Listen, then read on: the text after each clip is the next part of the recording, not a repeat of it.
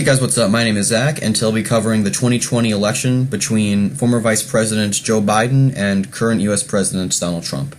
So I think there's a number of things that will work in Joe Biden's favor if he is the candidate for the Democrats in 2020.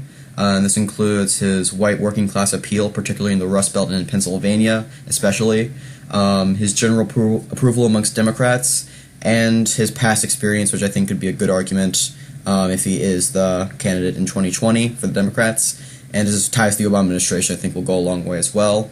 However, many people see him as too old to be the candidate for the Democrats in 2020.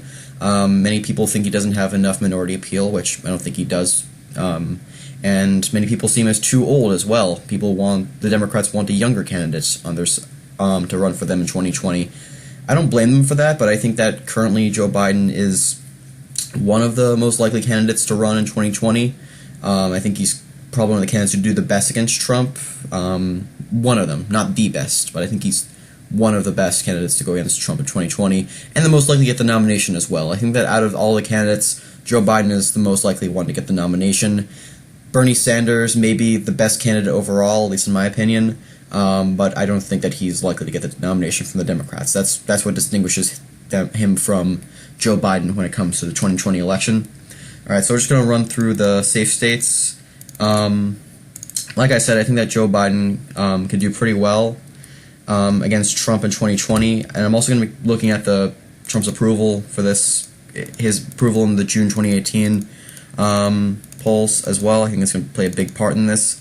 I think that he could also do pretty well in the Northeast, particularly, and the Rust Belt, which is really one of the things that makes him stand out amongst the candidates as being particularly good. That second district will be open. Same with Texas, although I'll talk about that in a second. Okay, so these are the safe states. Let's move on to the other color palette. Okay, so Texas, I'm tempted to almost call it solid, but just looking at how it's trended very sporadically in the past election approval polls of Donald Trump, I'm going to call it as likely just because it was a close margin in 2016, and it'll probably be closer again in 2020. But like I've said before, the best chance Joe Biden has at winning this state is if he nominates someone like Julian Castro as his vice president. But even then, I don't see it going in this column. Georgia as well. I don't see Joe Biden winning here at all. This is primarily because of his lack of minority appeal. And like I said, unless you nominate a vice presidential pick who is of that minority, you don't really have a good shot at winning that state. New Mexico, I would consider to be likely in Joe Biden's column. It's a solid Democratic base here, and Donald Trump is very down in approval in the state as well. Minnesota, I consider likely in Joe Biden's column. I think it should be. I think it's becoming more and more likely for the Democrats to win here. It's already pretty likely that the Democrats are going to win this state in 2020, but it's becoming more so as more approval polls of Donald Trump come out, which show him going just down and down and down in this state. So, likely for Biden. Colorado, I consider likely for Biden as well. I would consider that same combination for both these states for most Democrats. There's a solid Democratic base here, a solid Hispanic turnout, no matter whether or not it's a Hispanic candidate or not. These states are almost always likely in the Democrats' column.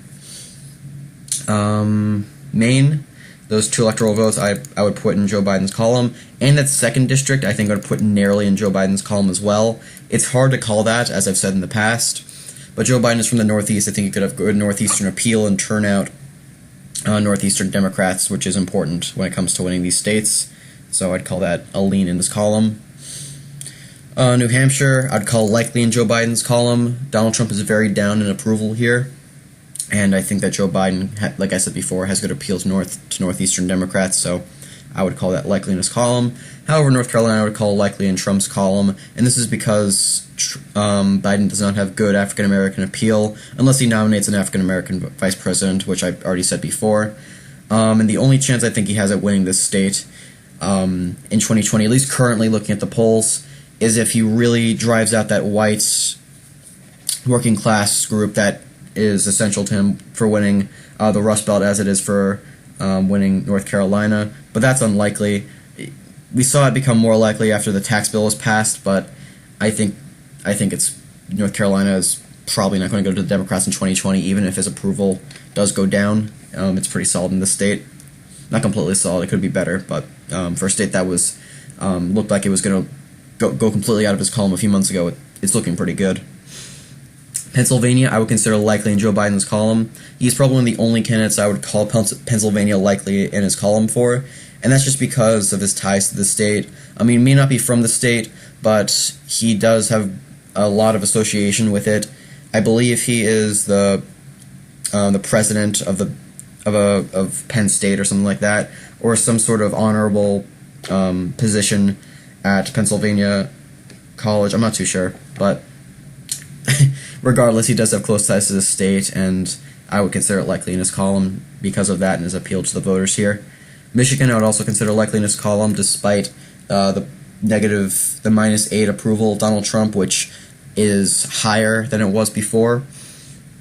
I would still consider it likely in Joe Biden's column just because of his good appeal to white working class voters.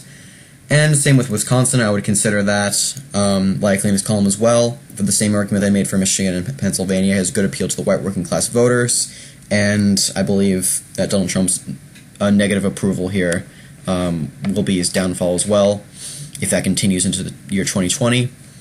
Nebraska is second. I would consider to be a lean in Joe Biden's column. I believe he got a good appeal to the voters in Omaha, and I believe that he could also use Trump's very negative approval here to his advantage. Arizona, however, I consider to be a lean in Trump's column. I don't think there's much of a chance at Biden winning the state. However, it is more so than I used to think it was for Democrats to win the state, but still, I wouldn't call it in their column unless there was increased Hispanic turnout, which in this case I don't think there would be for Joe Biden. Nevada, I would call a lean in Trump's column, and that's because many people see Joe Biden as an elitist. That's also one negative I didn't cover. Many people see Joe Biden as an elitist. I don't think he could have good crossover appeal to Republicans. And this is mainly because, just like with Hillary Clinton, Joe Biden has become the face of the Democratic Party, and that could be repulsive for a number of independents and Republicans as well. And I believe that'll be his downfall in the state, is that fact. And that's, I know Donald Trump's approval is down in this state, but still, you have to consider that there is a Trump base in this state, and it has been moving around sporadically in opinion polls, so the devil is kind of in the details there. Where else? Iowa, I would call a lean in Trump's column. I think that Joe Biden could take this state. I think he has a pretty good shot at doing it, but still, Trump's approval may be down in this state, but it's down very slightly, and I believe that come 2020, his base will continue to support him.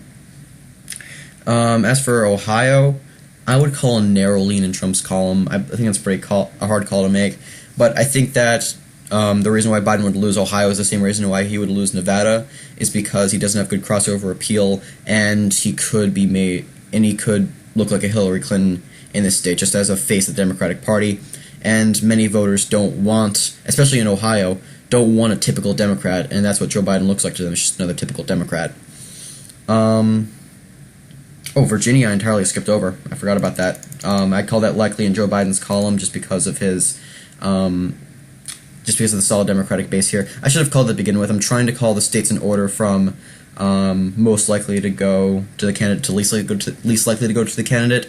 I should have called Virginia at the very start, as I usually do, but this gives Joe Biden the victory with 274 electoral votes. But we still have Florida to get to, which I would call in Joe Biden's column, and this is because despite the fact that Trump has a +5 net approval in this state, I believe that Joe Biden could have good appeal to the elderly group, and I think it'll be very close, but I believe that there will be Hispanic turnout, and there will be heightened turnout on the Democratic side come 2020, and I believe that Joe Biden will take the state for that reason. I hope you guys enjoyed this video. I'm trying to do an election prediction for Joe Biden and for Bernie Sanders at least once a month, because I believe that they are the two most likely candidates for the Democrats, and I believe they do the best probably out of all the other Democrats.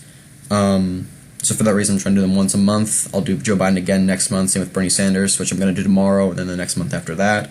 But I hope you guys enjoyed the video. As you can see by the electoral map, Joe Biden has a pretty solid hold on the electorate. However, as you can see by this narrow lead here, there is a chance for Trump to take Florida. There is a chance for Trump to attack his claim on the Rust Belt, which I think is possible. But still, it's definitively in Joe Biden's column, as you can see here. So if you guys have any thoughts on the video, please feel free to leave them down below. Feedback, as always, is very important on this channel, and I hope you guys enjoyed the video. See ya.